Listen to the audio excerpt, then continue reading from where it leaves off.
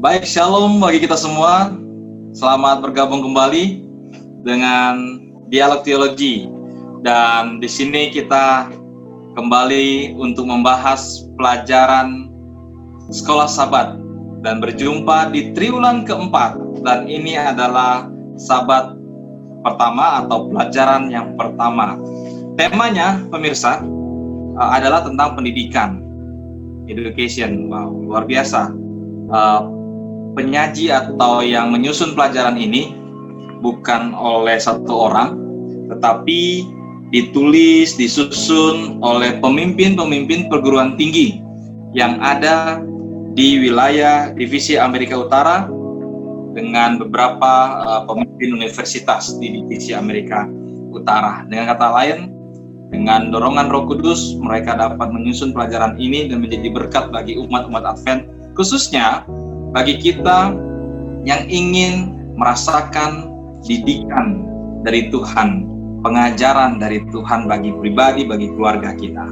Oke, kita akan masuk dalam pelajaran pertama ini. Sebelum kita lanjut, saya mau bertanya kabar dulu. Baik-baik semua, sehat ya? Kita berharap satu triwulan ini kita boleh lancar dan sehat-sehat selalu dalam diskusi kita.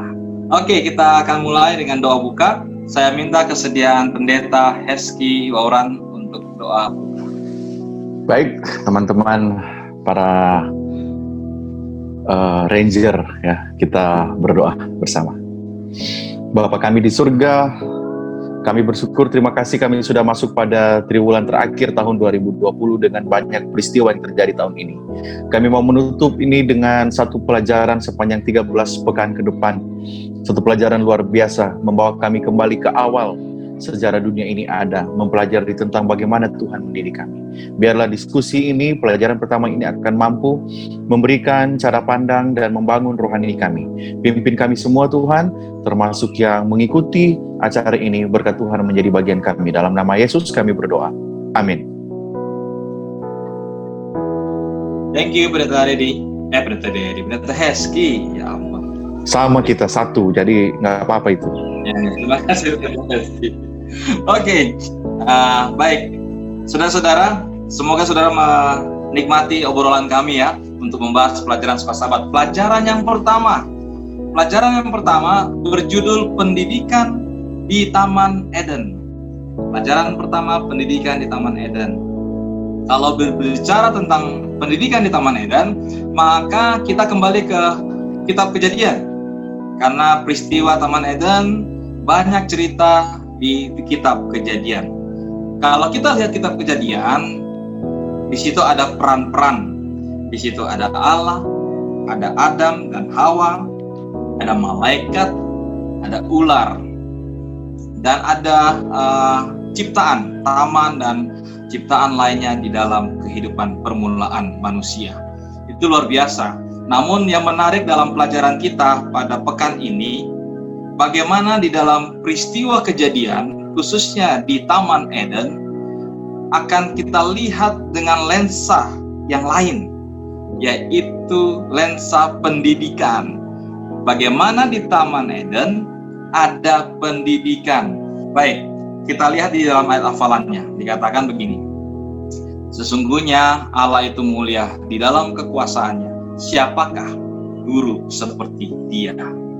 Di dalam ayat 36 ayat 22. Siapakah guru seperti dia? Wow, ini tentang berbicara, sudah memberikan informasi kepada kita, dia adalah guru kita.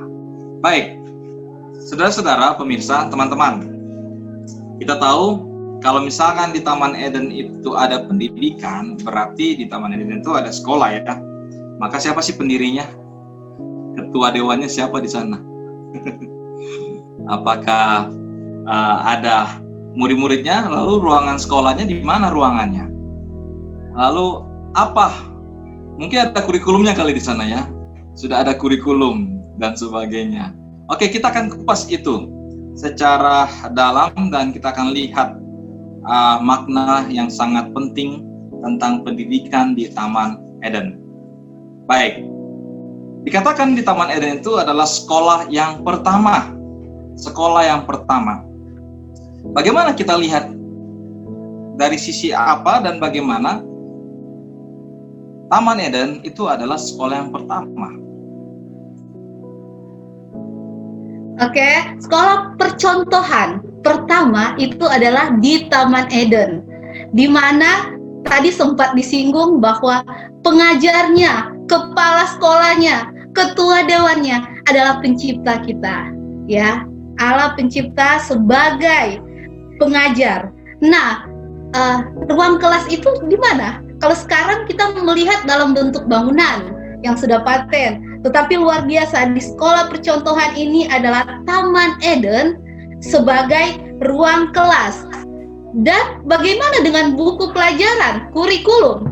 Dan saya yakin kita semua tahu bahwa manusia pertama, Adam, memiliki daya ingat yang sangat kuat, intelektual yang sangat luar biasa, di mana tugas yang pertama Adam, PR yang dia kerjakan adalah memberi nama semua binatang-binatang, baik yang terbesar di dalam air maupun serangga terkecil yang ada di darat. Luar biasa, sangat-sangat detail dan sangat indah, di mana melalui alam itulah buku pelajaran. Dan siswa, ya, yang pertama adalah manusia yang pertama. Luar biasa.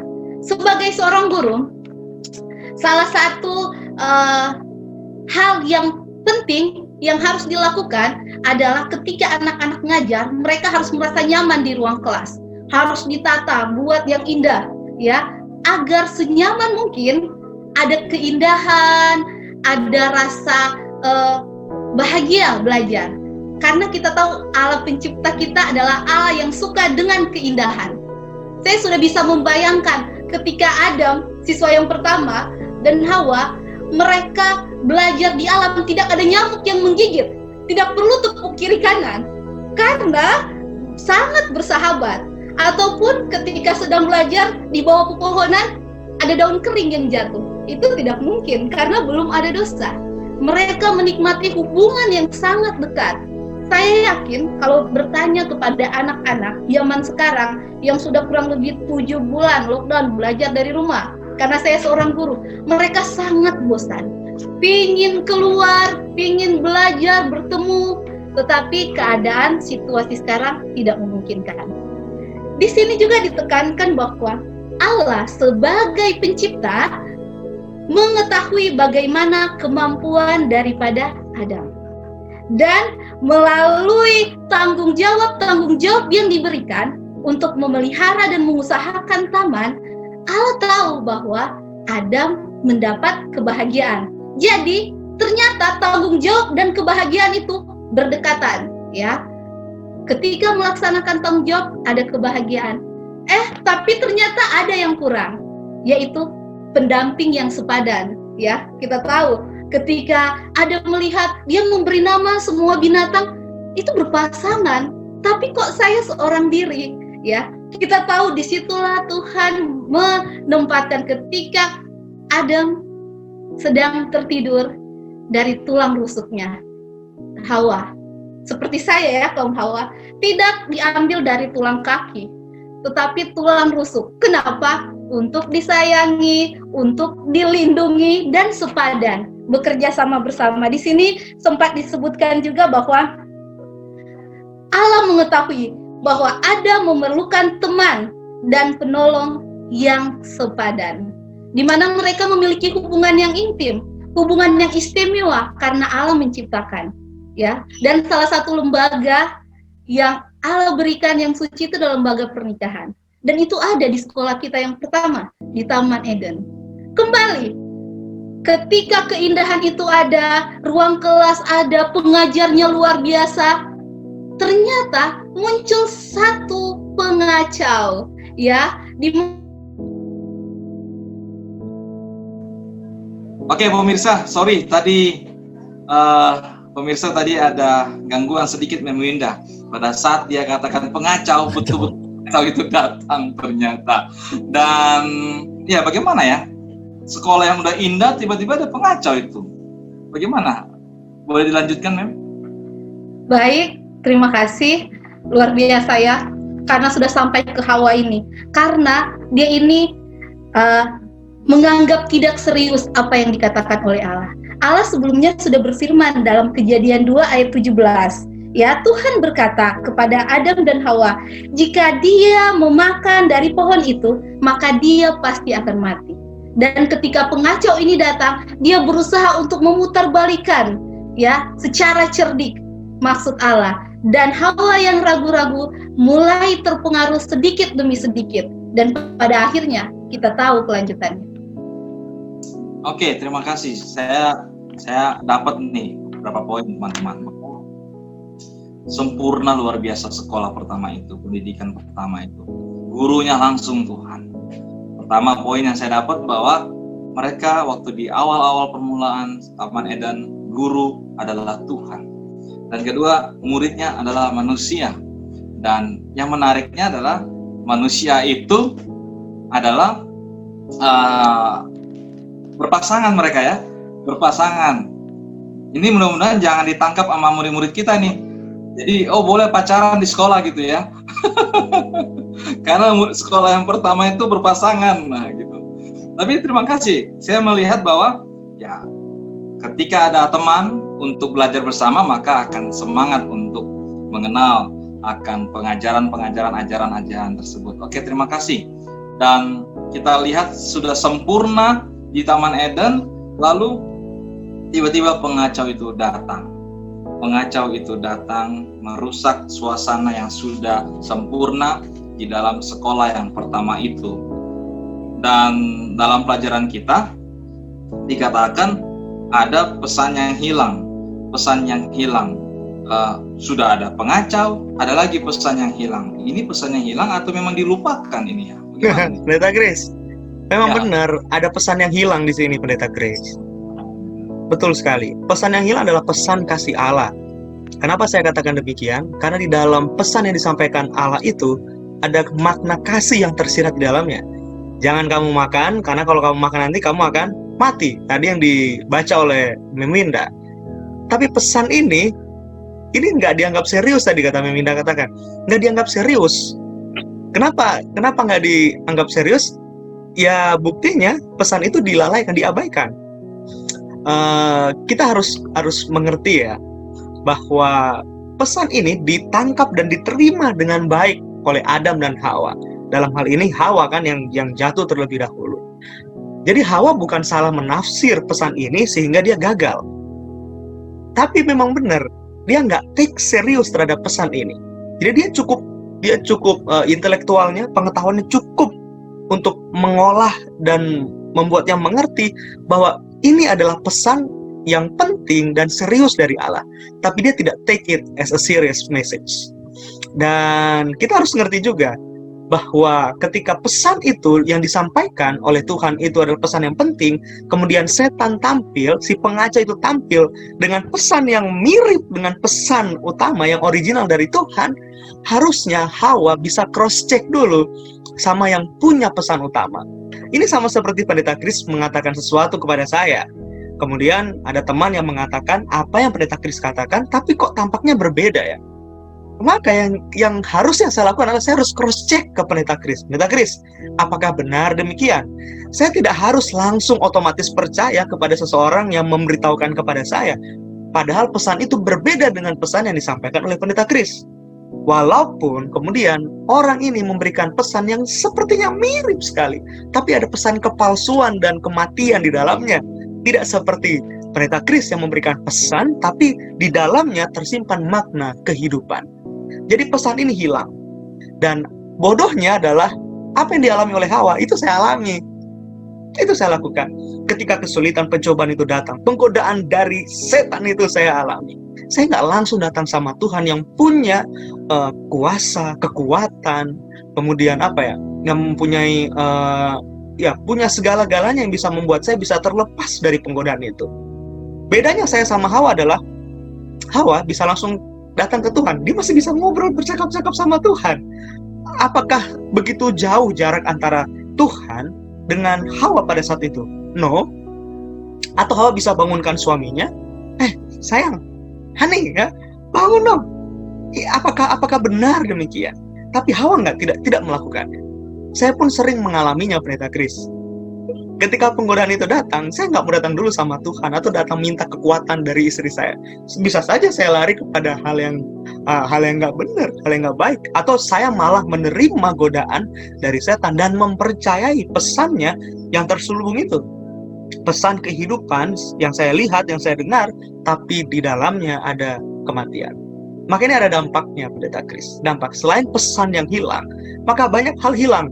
Dari kelas yang tadi telah disampaikan sama Mem Winda tadi, kelasnya juga hilang. Mereka harus diusir dari taman itu. Hubungan mereka yang sangat erat dengan guru mereka juga hilang. Tadinya mereka menikmati sebuah hubungan yang tanpa malu-malu mereka lihat mereka telanjang, tapi tidak merasa risih dan tidak ada pikiran yang aneh. Sekarang ketika mereka menyadari mereka telanjang, kok ada yang aneh ya? Ada yang aneh ya? Saya lagi berpikir, mungkin saja zaman dulu ketika tidak ada dosa di zaman Adam dan Hawa, pornografi nggak ada. Kenapa? Karena semua telanjang melihat Adam lihat Hawa seutuhnya, Hawa juga lihat Adam seutuhnya. Sekarang orang telanjang, apa yang ada dalam pikiran orang? Dulu Adam melihat Hawa yang telanjang, nggak ada pikiran, karena kesucian masih ada dalam pikiran. Jadi yang hilang bukan hanya pesan, tapi juga kesucian. Jadi secara tidak langsung karakter Allah juga hilang dalam kehidupan mereka.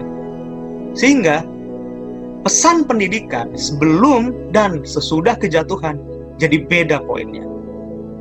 Pada saat pendidikan, mereka mengenal Allah yang penuh dengan kasih, Allah yang karakternya maha kuasa. Tapi setelah kejatuhan, maka pesan pendidikan adalah memulihkan kembali apa yang telah hilang dalam kehidupan mereka. Jadi banyak yang hilang. Yes, banyak sekali yang hilang. Maka diperlukan sesuatu supaya yang hilang itu kembali lagi. Hebatnya adalah yang hilang itu bisa kembali lagi dalam kehidupan kita ketika Kristus menjadi manusia dan mati berkorban bagi kita. Bahwa pola kehidupan yang Kristus lakukan itu kalau kita contohi, maka karakter-karakternya akan hidup dan bertumbuh dalam kehidupan saya. Maka kita akan dibuat sama seperti ketika penciptaan itu ada. Bertumbuh di dalam karakter menjadi sama seperti Kristus. Christ-like karakter. Itu bahasa Jawanya ya. Christ-like karakter. Karakternya bertumbuh menjadi sama seperti karakter Kristus. Dan ketika kita menikmati pengalaman keselamatan di dalam Kristus, secara tidak langsung, pemulihan pendidikan yang telah hilang di Eden itu dipenuhi lagi dalam kehidupan saya. Saya mengenal yang tadinya dosa, sekarang saya tinggalkan dosa itu. Dan saya menikmati kehidupan yang suci. Sehingga hal-hal yang suci itu bisa membentuk saya dan membuat saya kembali punya hubungan dengan guru besar tadi itu. Yang tadinya saya tidak punya hubungan lagi. Yang ditulis oleh Yesaya 59 ayat 2, karena dosa pelanggaran kita sehingga ada pemisah. Tapi ketika saya menikmati hubungan keselamatan dengan Yesus, pemisah itu tiba-tiba dirusak. Oke, pemisah itu dirusak. Dan sekarang tidak ada lagi pemisah antara saya dan guru saya. Itulah yang bisa saya nikmati dalam pesan pendidikan yang dibuat oleh Yesus dalam kehidupan saya. Jadi makna penebusan ternyata bukan hanya sekedar saya menikmati keselamatan, tapi juga pemulihan dalam kehidupan saya yang adalah bagian dari pendidikan itu sendiri.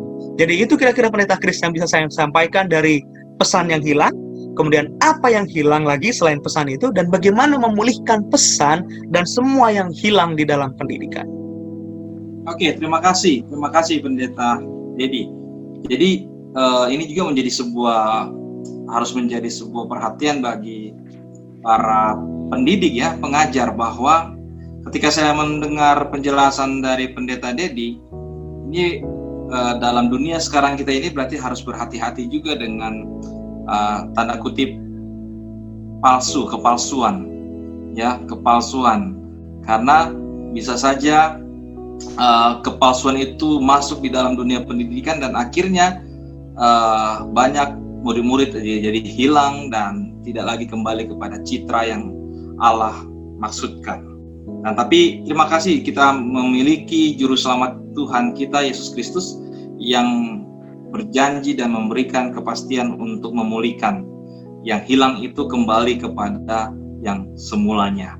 Dengan kata lain bahwa dalam pendidikan yang sejati memulihkan apa yang sudah hilang. Oke, terima kasih. Dan dalam dunia pendidikan ada istilah juga otoritas ya. Karena murid harus mendengar guru dan guru itu memiliki otoritas gitu. Otoritas. Tapi seringkali ketika terjadi masalah di kelas berarti ada masalah otoritas. Masalah di kelasan gitu ya, Meminda ya. Kalau ada murid tidak dengar guru berarti memang masalah otoritas. Gurunya itu tidak berotoritas atau bagaimana gitu kan. Jadi masalahnya.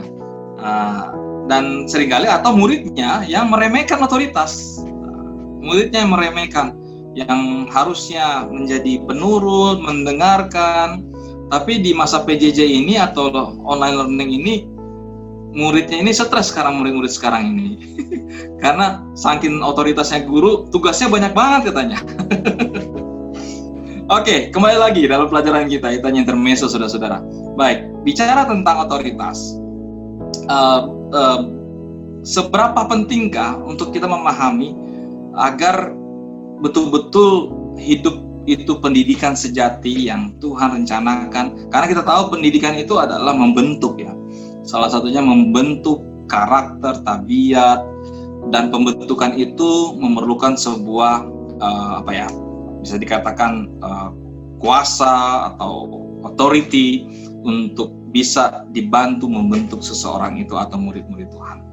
Bagaimana kita melihat ini? Orang-orang yang meremehkan otoritas, apa yang akan mereka dapatkan? Atau orang-orang yang tidak meremehkan otoritas, apa yang mereka akan miliki? Ya, Pendeta Heski. Baik, menarik sekali saya ikutin. Ini tadi. Ya, saya ikuti Meminda, Pendeta Dedi, begitu enak flow-nya. Jadi kalau saya salah, ini bikin rusak flow itu. Jadi gini, di dalam pelajaran sekolah sahabat yang kita pelajari bersama ini, kita harus tahu bahwa prinsip pendidikan di dalam Taman Eden itu harus ada apa yang disebut dengan penurutan. Ya, penurutan. Tingkat seseorang mengikuti tingkat tertinggi dari seseorang mengikuti pendidikan itu adalah dia menurut.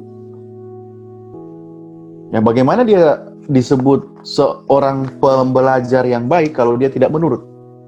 Itu prinsip penting di dalam satu pendidikan. Dan Eden yang kita tahu bersama adalah satu tempat di mana tempat pendidikan di sana itu classroom-nya adalah Taman Eden itu sendiri, textbook-nya itu adalah alam yang ada, gurunya adalah pencipta dan studennya adalah Adam dan Hawa. Kalau dalam prinsip untuk menghormati atau di sini di dalam pelajaran sekolah sahabat orang-orang yang meremehkan otoritas, prinsip pendidikan yang terbaik yang sebenarnya itu adalah penurutan. Untuk penurutan kepada siapa dan siapa yang menurut? Penurutan kepada guru, dalam hal ini pencipta, yang menurut itu adalah ciptaan Adam dan Hawa. Karena mereka tidak menghormati, karena mereka tidak menurut, atau satu pelanggaran terhadap otoritas itu berakibat fatal. Dan tadi yang saya menarik dengan Pendeta Dedi sudah singgung tadi. Waktu setan datang kepada Hawa,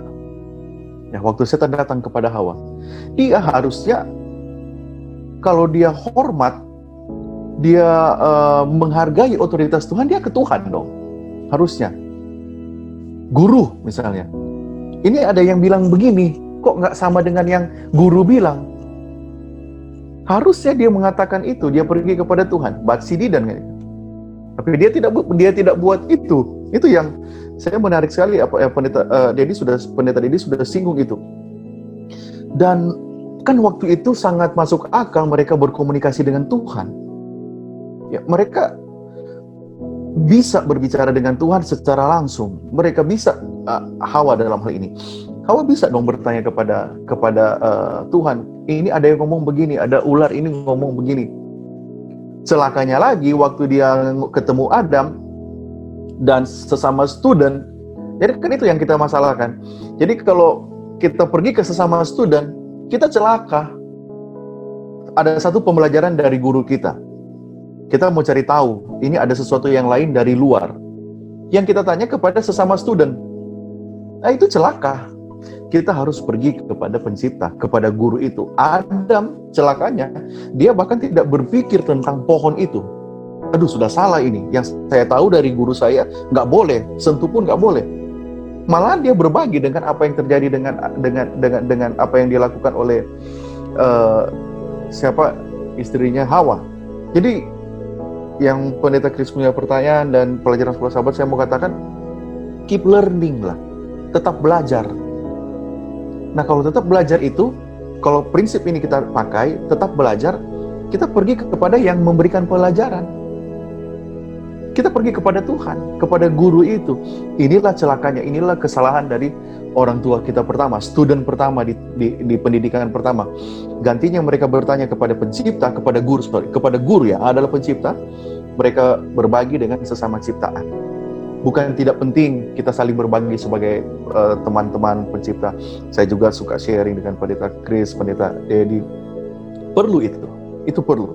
Tetapi ketika ada sesuatu yang sesuatu yang bersifat biblikal, sesuatu hal yang sangat prinsip Alkitab, perlu saya bertanya, saya juga perlu bertanya kepada sesama ciptaan, tapi perlu tanya kepada guru terbaik. Tuhan itu nggak ada sekarang, tetapi in the written form dia ada di sini kan. Kita belajar Alkitab. Itulah yang sebut. Itulah makanya Petrus katakan di dalam 2 Petrus pasal mana tadi? 2 Petrus pasal 2 ya. Nabi-nabi dan guru-guru yang palsu, maka itu akan datang di tingkat pendidikan terakhir. Makanya ayat 17, guru-guru palsu itu adalah seperti mata air yang kering, seperti kabut yang dihalaukan taufan. Bagi mereka telah tersedia tempat dalam kegelapan yang paling dahsyat. Nah, kita juga, kalau kita di dalam pembahasan ini ada hal-hal yang keliru, teman-teman yang menyaksikan acara ini, kalau ada yang teman-teman lihat dari pembahasan kami, pelajaran-pelajaran sebelumnya, kok lain, pelajari. Jangan-jangan kami sudah memberikan kekeliruan. Jangan-jangan saya sudah memberikan kekeliruan. Teman-teman saya yang lain sudah memberikan kekeliruan. Jadi prinsipnya kita sebagai pelajar harus terus belajar. Dan sebagai pelajar kita harus menghormati. Kita harus menghormati kuasa atau otoritas guru kita. Semua kita berempat di sini guru. Kan nggak enak lihat murid kita bandel. Itu paling banyak hadapin murid bandel itu yang pakai batik ini. Itu paling banyak. Saya cukup banyak, tapi dia paling banyak kayaknya karena dia lebih lama di dalam pendidikan dibanding saya. Sampai sekarang pun dia masih mengajar. Jadi kita sudah mengalami itu. Nggak enak kan kita lihat anak murid kita melawan kita. Apalagi Tuhan, kalau kita melawan dia, kita harus menghormati dia. Penghormatan atas otoritas guru itu adalah sesuatu hal yang dibutuhkan dan itu harus dihormati. Pendeta Kris. Oke, terima kasih Pendeta Heski. Jadi saya tangkap di sini bahwa pendidikan itu ada namanya penurutan ya. Dalam proses pendidikan kita tahu dalam Pronubo juga mengatakan bahwa pendidikan itu seumur hidup. Berarti seumur hidup harus nurut. Seumur hidup harus nurut di dalam Tuhan. Terima kasih. Dan ini menjadi sebuah berkat bagi kita semua, bagi student-student, siswa-siswa, dan kita semua siswa. Maka murid Tuhan, maka haruslah penurut dan jangan meremehkan otoritas. Mungkin salah satu penyebab meremehkan otoritas, kita mengandalkan diri kita sendiri, mengandalkan pikiran kita sendiri, mengandalkan hikmat manusia itu sendiri. Oke, luar biasa. Terima kasih rekan-rekan, teman-teman, dan pemirsa. Dan luar biasa pelajaran kita juga, kita sudah awali dengan baik ini, di mana tema atau judul pekan ini pendidikan di Taman Eden. Maka saya minta kalimat dari teman-teman atau closing statement. Tolong sampaikan, pesan apa sih, pesan pendidikan apa yang diberikan atau disampaikan atau dititipkan untuk kita dari Taman Eden. Pendidikan yang di Taman Eden ini ada pesan apa untuk kita bisa miliki di dalam hidup kita saat ini. Dari siapa nih? Ayo, siapa yang mau duluan deh? Kan ngobrol gitu ini. Ladies first lah, ladies first. Ladies first. Benar sekali ya. Jadi saya dapat yang berharga banget ya melalui obrolan teologi kita. Ketika ada yang saya tidak mengerti, saya harus datang ke Tuhan. Jangan ke orang lain ya. Karena sebagai guru juga kadang ada yang saya tidak mengerti. Dan guru agung kita, yaitu Allah pencipta kita, yang maha tahu semuanya, datang lewat doa. Ya, dan saya yakin ketika Hawa dia mulai mengandalkan diri sendiri, dia mulai pakai pemahamannya, dia jatuh karena kurang serius. Dibutuhkan keseriusan, keteguhan hati, dan selalu datang bertanya kepada pencipta. Terima kasih, Mem Winda. Siapa yang berikut? Ladies first sudah nggak ada lagi nih. Siapa nih? Saya atau Pendeta Eski? Nanti Pendeta Dedi rangkumkan. Gini, tujuan pembelajaran kita sekarang ya di dunia yang akan menuju kepada akhirnya itu adalah untuk membangun kembali karakter atau image Allah yang rusak di Taman Eden di dalam hidup kita. Jadi kita harus bertumbuh. Kita harus bertumbuh di dalam pertumbuhan Kristen. Pertumbuhan Kristen yang sejati itu adalah belajar, dan belajar. Tetaplah belajar, itu yang saya mau katakan. Bagaimana supaya kita bisa mengembalikan karakter Allah yang hilang, kita tetap belajar dari guru agung kita. Menarik ini. Saya bingung mau ngomong apa ini Pendeta Chris. Banyak pelajaran yang bisa kita ambil ya dari pembahasan pelajaran sekolah Sabat ini. Di dalam pelajaran pendidikan selalu ada ujian, kan? Karena ujian itu apa ya istilahnya? Evaluasi. Sampai di mana sih pengertian murid-murid saya dengan pelajaran yang sudah diberikan? Dan dalam konteks ini Tuhan izinkan ujian itu dialami oleh saya untuk menguji sampai di mana iman penurutan saya, seperti tadi kata Pendeta Eski, sampai di mana penurutan saya sama Tuhan. Berada di satu taman dengan Tuhan tidak lantas membuat Adam dan Hawa kebal dengan ujian. Enggak. Berada di dalam gereja, punya hubungan dengan Tuhan, katakanlah saya klaim saya ini orang Kristen, tidak membuat saya kebal dengan ujian. Ujian akan selalu datang, bahkan kapan saja. Di saat saya kuat, bahkan di saat-saat terlemah dalam kehidupan saya. Yang membuat saya gagal kemudian adalah ketika saya sudah klaim saya berada di satu tempat dengan Tuhan, di taman itu, tapi saya tidak mengarahkan wajah saya kepadanya, saya akan jatuh. Jadi di saat-saat terberat ujian itu datang, saya harus tetap dekat dan stick dengan guru besar itu, supaya saya belajar terus bergantung sama dia. Karena dia satu-satunya kekuatan dalam kehidupan saya untuk melewati setiap ujian-ujian yang saya alami di dalam kehidupan saya dan rumah tangga saya. Itu Pendeta Chris. Baik, terima kasih Pendeta Dedi. Dan saya pun menyampaikan pesan dari pelajaran kita pendidikan di Taman Eden.